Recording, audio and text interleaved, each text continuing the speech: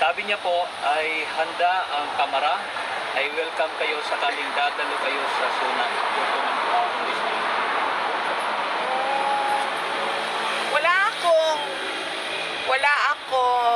Wala tayong batas. Wala tayong batas na nagsasabi tungkulin ng mga Pilipino ang makinig sa presidente. Ang nasa batas natin nakalagay, tungkulin ng presidente ang magbigay sa atin, mga Pilipino, kung ano yung estado ng ating bansa. Siya yung may tungkulin, tayo walang tungkulin, makinig. Tama. We have the rights to listen or to not listen. There is no law mandating us to listen to the president give his State of the Nation address.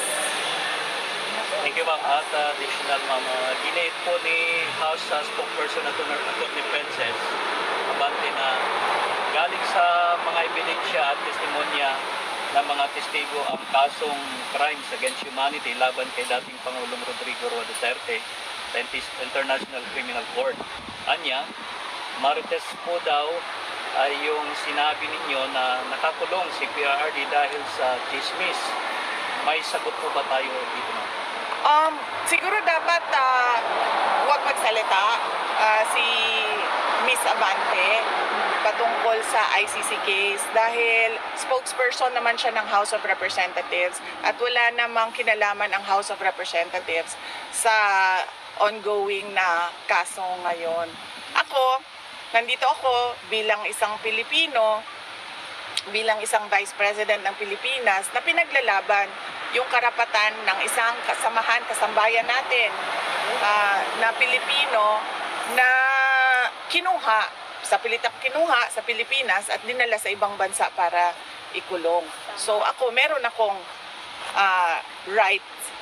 I have all the right to express my anger against what the administration of BBM did.